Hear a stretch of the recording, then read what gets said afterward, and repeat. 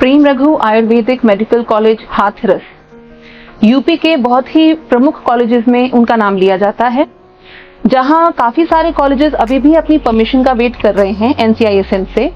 प्रेम रघु पहला Ayurvedic medical college है जिसे 2023-24 सत्र की परमिशन ऑलरेडी मिल चुकी है। कॉलेज में हम मिले डॉक्टर PP सिंह से, जो कि वहां के चेयरमैन हैं। उनके व्यक्तित्व की हमने कुछ झलकियां देखी, उनके कॉलेज की हमने कुछ जानकारी ली। अब हम बात करेंगे डॉक्टर RK सिंह से, प्रेम रघु मॉडर्न हॉस्पिटल के हेड, जो कि खुद एक आयुर्वेदिक डॉक्टर हैं लेकिन पूरा मॉडर्न हॉस्पिटल संभाल रहे हैं। मैं Punita Sharma, CEO all star transformation, in talks with doctor RK Singh. Welcome to the show sir. मैं चाहूंगी पहले आप अपने बारे में कुछ बताएं, क्योंकि हमारे लिए जब हमने सुना डॉक्टर PP सिंह से कि एक आयुर्वेदा डॉक्टर होते हुए आप एक मॉडर्न हॉस्पिटल रन कर रहे हैं, तो हमें लगा कि हम आपकी पूरी जर्नी को एक बार उसमें इंक्लूड करें। फर्स्ट ऑफ ऑल, हमारे घर में मेरे फादर स्वर्गीय सर श्री शंकर लाल जी बहुत अच्छे फार्मर थे, तो उनको बहुत काफ़ी दिनों से अपने खेतों में जड़ी बूटियों को उगाना और उनसे अपने नुस्खे बनाना। लोग जो गरीब लोग आते थे गाँव में, जैसे हमारे ये बीमारी है, हमारी खुजली हो गई है, ये हो गया, तो वो अपने नुस्खे बना बना के उनको देते थे। उससे उनको सक्सेस मिलता था और लोगों की बीमारियाँ भी सही होती थी। तो मैंने एक दिन सोचा कि अभी तो हम अनऑथेंटिकली इस तरह से हम सलाह दे रहे हैं पेशेंटों को, तो फादर ने कहा कि कुछ घर में कोई किसी डॉक्टर हो जाता है, कोई वैद्य हो जाता है, तो उससे हम और समाज की सेवा कर सकते हैं। तो मैंने सोचा, तो फिर मैंने उसी ब्याह पर अपने BAMS का सोचा, मैंने BAMS किया और मैंने काफ़ी अच्छी प्रैक्टिस की और करीब 2002 से हम हॉस्पिटल को एस्टेब्लिश किए हुए हैं। तो आयुर्वेद के साथ साथ मुझे एलोपैथी में इसलिए इंटरेस्ट आया कि कुछ पेशेंट मेरे बाहर चले जाते थे, जैसे ही क्रोनिक डिजीज़ें होती हैं, बहुत सारी ब्लीडिंग हो रहा है या सीजरिंग करना या कोई जनरल सर्जरी करनी है, तो पेशेंट क्या होता है कि आयुर्वेद में वेट एंड वॉच बहुत समय लगता है चीज़ को सही होने में।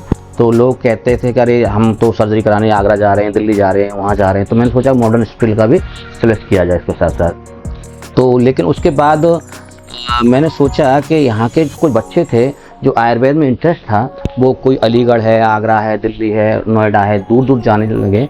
तो हमारे विचार आया कि क्यों ना एक कॉलेज एस्टेब्लिश किया जाए, जिससे कि यहाँ के बच्चों को यहाँ पर स्टडी मिले।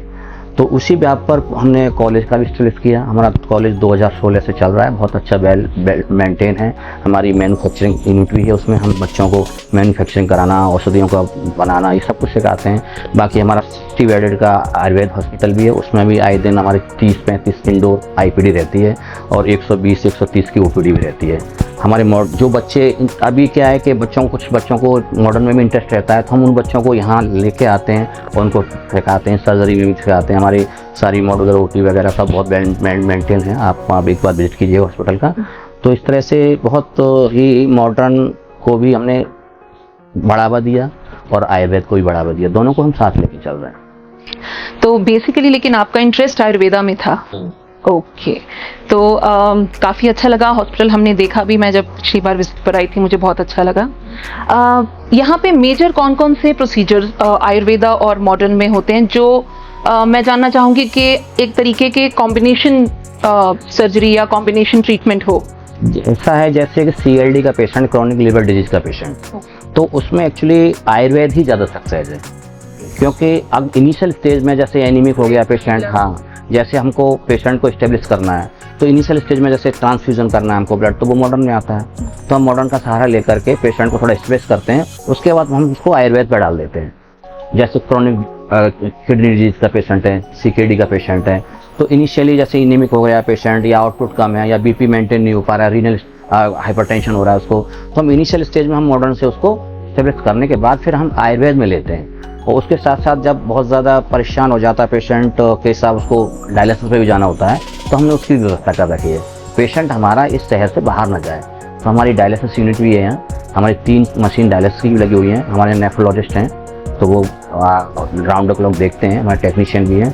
तो हम किडनी डिजीज है, CKD है, तो इनमें, और हमारा ऑन्कोलॉजी के भी पेशेंट आ जाते हैं कुछ कैंसर के, तो कैंसर में हमारा मोस्ट प्रोबेबली 100% आयुर्वेदिक से सक्सेस हो रहा है। उसमें हमारा मॉडर्न का ज़्यादा रोल नहीं, केवल इतना ही रोल है कि हम ब्लड ट्रांसफ्यूजन करना है और कुछ बस बाकी ऑक्सीजन वो है, ये बहुत। बाकी जो आयुर्वेद का रिजल्ट है उसमें ऑन्कोलॉजी में, कैंसर डिजीज में, वो मॉडर्न का नहीं। तो इन एनी केस एक अच्छा रिजल्ट आपको मिलता है जब हम आयुर्वेदा और मॉडर्न मेडिसिन को साथ में इंटीग्रेट करके चलते हैं। तो क्या ये इंटीग्रेशन आपके स्टूडेंट्स भी एक्सेप्ट करते हैं? बिल्कुल करते हैं। और उनको आप दोनों आयुर्वेदा और मॉडर्न में दोनों में इक्वल एम्फेसिस के साथ आप उन्हें कराते हैं? इनिशियली उनको सजेस्ट करते हैं कि आयुर्वेद में ही अपना नाम कमाएं, क्योंकि लेकिन फिर भी पेशेंट की भी नीड है आज के ज़माने में कि पेशेंट के पास टाइम की कमी है।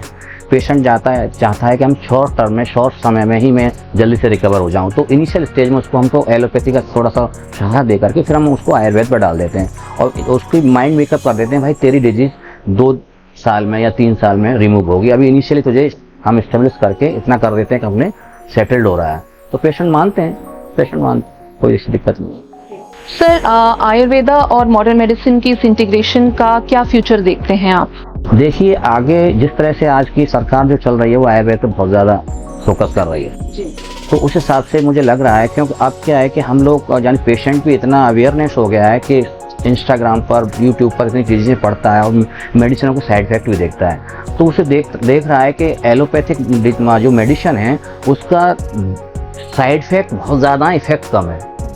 तो पेशेंट सोचता है कि अरे ये तो बहुत ज़्यादा मेरे लिए हानिकारक है, तो फिर वो अल्टीमेटली विदाउट हमारी सलाह के ही वो आयुर्वेद की तरफ शिफ्ट हो जाता है। तो इस तरह से मुझे फ्यूचर आयुर्वेद का अच्छा लग रहा है, क्योंकि उसका साइड इफेक्ट भी नहीं है। और आयुर्वेद में क्या होता है कि हम लोग जो डिजीज के क्योर नहीं, डिजीज को खत्म नहीं कर, यानी उसकी जो किस कमी से इस चीज़ों को हो रही है उसकी चीज़ों को पूरी करते हैं। यस, डाइटरी मॉडिफिकेशन है, बाकी किसकी डेफिशिएंसी ऐसा हो रहा है, एसेंशियल्स क्या चीज़ें हैं, उस चीज़ की जब डेफिशिएंसी पूरी हो जाती है डिजीज अपने आप ही सबसाइड हो जाती है।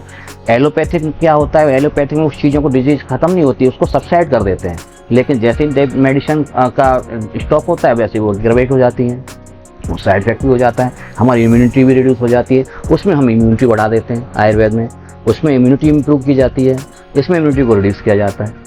तो ये चीज़ें हैं, तो इसलिए फर्स्ट ऑफ ऑल मैं आयुर्वेद को ज़्यादा सपोर्ट करता हूँ और फ्यूचर में भी जितने भी एजुकेटेड पेशेंट हैं वो आयुर्वेद की तरफ ही शिफ्ट हो रहे हैं। तो आप वैसे भी आप रिकॉर्ड देखिए, बहुत अच्छे वैद्य हैं जिनकी ओपीडियाँ 200, 250, 300 की ओपीडी हैं। तो अच्छा है, ऐसा नहीं, आयुर्वेद में पैसा भी है खूब। और मैं फ्यूचर प्लानिंग मेरी यहाँ हाथरस में एक और अच्छा आयुर्वेदिक सेंटर खोलने के मूड में हूँ, जिससे कि सीकेडी के पेशेंट हैं, क्रॉनिक किडनी डिजीज के, जिनको कि हम यहीं पर रेजिडेंस भी देंगे, रहना देना उसी हिसाब से, उसका माहौल क्लाइमेट उसी तरह का देंगे हम आयुर्वेद टाइम में, जैसे झोंपड़ी लगाना, उस तरह से पेशेंट का डाइट किस तरह का लेना है। क्योंकि जितने भी सीकेडी के पेशेंट हैं, क्रॉनिक किडनी डिजीज वाले, वो हम ये सोचेंगे कि डायलिसिस पर नहीं जाए, और डायलिसिस पर रोकने वाली केवल यही एक विधि है आयुर्वेद। यही एक वो है कि ये आयुर्वेद ही रोक सकती है कि जो आदमी डायलिसिस से बच सकता है, बाकी एलोपैथी से कोई डायलिसिस पे नहीं होता। हम काफी हद तक देखते हैं कुछ इंटरनेशनल विजिटर्स जैसे आते हैं, मेडिकल टूरिज्म हो रहा है, लेकिन वो सारे जो हैं वो साउथ इंडिया प्रेफर करते हैं in case of Ayurveda and panchakarma treatment. तो वो इसलिए है कि वहाँ एक्चुअल क्या है मैम, कि वहाँ जो भी हमारे वैद्य लोग हैं, जो भी आयुर्वेद के हैं, वो 100% आयुर्वेद को इम्प्रूव कर रहे हैं, उस पर फोकस कर रहे हैं। हमारे यहाँ यही कमी है इधर यूपी में कि हम लोग मॉडर्न की तरफ थोड़ा भाग जाते हैं इनिशियल, कि मुझे मॉडर्न में जल्दी पेशेंट को सही करना है, पैसा भी जल्दी आ जाएगा मेरे पास और ये कर लूँगा। लेकिन वहाँ क्या है कि जो ऑथेंटिकली कर रहे हैं, जो जिसमें जो आयुर्वेद में भी पीजी है, पेडियाट्रिशियन है, सर्जरी है, सालक है, शल्य है, तो जो जिस डिपार्टमेंट में है वो उसी डिपार्टमेंट की वो यानी प्रैक्टिस कर रहा है। जो हमारे यहाँ प्रोफेसर्स लोग हैं, टीचर्स हैं, जो वहाँ से आए हुए हैं, यहाँ रह रहे हैं, तो वो बताते हैं कि नहीं डॉक्टर साहब, हमारे यहाँ शल्य, सालक, ENT बहुत अच्छी प्रैक्टिस करते हैं, हम मॉडर्न में नहीं है इतना हम अच्छा कर रहे हैं। और एक्चुअली तो सर्जरी का यानी ओरिजिन ही आयुर्वेद से है, आयुर्वेद से ही सारी सर्जरियाँ सब कुछ यानी डिस्कवरी आयुर्वेद वालों ने की है, लेकिन मॉडर्न वाले उसका फेम ले रहे हैं क्योंकि वो कर रहे हैं। कुछ आपको क्या कभी ऐसा लगा कि आयुर्वेदा में शायद रिसर्च उतनी नहीं हो पा रही हो जितनी मॉडर्न में हो रही है, शायद इस वजह से स्टूडेंट्स भी पहला जैसे कहते हैं ना, उनका पहला ऑप्शन MBBS ही होता है रादर देन आयुर्वेदा? तो इसका एक बहुत बड़ा रीजन मुझे लगता है कभी कभी कि शायद रिसर्च उस लेवल पे आयुर्वेदा में नहीं होती। गवर्नमेंट वैसे आप थोड़ा सा इसके लिए दे रहे हैं, यानी पैसे इन्वेस्ट कर रहे हैं, बाकी एलोपैथ में थोड़ा सा है, क्योंकि यानी विदेशों को देख करके हम लोग बढ़ रहे हैं। लेकिन अब जो फॉरेन वाले हैं वो हम अब उल्टा हो रहा है, अब वो आयुर्वेद की तरफ हमारे पास भी आ रहे हैं। तो ये है कि अब जस्ट ज़्यादा with in 10 years just reverse हो जाएगा ये, क्योंकि आपका एम्स में भी आयुर्वेद का सेंटर खुल चुका है। जितने भी बड़े बड़े इंस्टीट्यूट्स हैं कॉलेज और गवर्नमेंट के, उनमें सब में आयुर्वेद का दिया जा रहा है।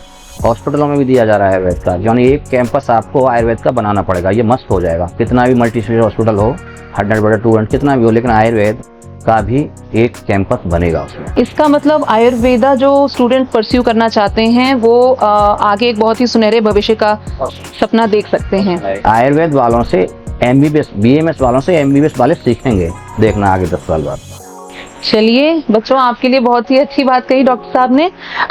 सर ऐसे ही बच्चों को थोड़ा सा और मोटिवेट करने के लिए, उनके पेरेंट्स को मोटिवेट करने के लिए आयुर्वेदा की तरफ कुछ शब्द कहिए। आयुर्वेद में एक्चुअली क्या है कि भविष्य बहुत अच्छा है, और हर अटेंडेंट्स पेरेंट्स भी जानते हैं कि अब इनिशियल स्टेज पे बच्चा जैसे ही बिलीवर होता है, एलोपैथिक दवा लगती है तो उसे पता है इसका साइड इफेक्ट है। अगले जैसे ही बच्चा थोड़ा सा बड़ा होता है तो वो पेरेंट्स ही आयुर्वेदिक डॉक्टर के पास लेके पहुंच जाता है, क्योंकि उसे चाहता है कि मैंने अपने भविष्य में जो भी अपने जीवन में गलतियां की, मैं बच्चे के साथ ऐसा नहीं कर सकता। तो वो चाहता है कि बच्चे को इम्यूनिटी अच्छी मिले, और इम्यूनिटी अच्छी मिलने के लिए आयुर्वेद में स्वर्ण भस्म वगैरह हम लोग देते हैं, यानी वैक्सीनेशन करते हैं उनका। तो ये चीज़ें आयुर्वेद में बहुत अच्छी हैं, और भविष्य भी आयुर्वेदिक का है अब, क्योंकि एलोपैथी के साइड इफेक्ट इतने आ रहे हैं कि इससे लोगों को अवेयरनेस हो रही है, और धीरे धीरे एलोपैथी वाले पेशेंट भी आयुर्वेद में शिफ्ट हो रहे हैं। तो इसलिए आयुर्वेद का भविष्य बहुत अच्छा है, बहुत अच्छा। Thank you very much sir, आपसे बात करके बहुत अच्छा लगा। एंड आई होप कि प्रेम रघु ऐसे ही अपना काम करता रहे, हॉस्पिटल में भी और कॉलेज में भी। Thank you.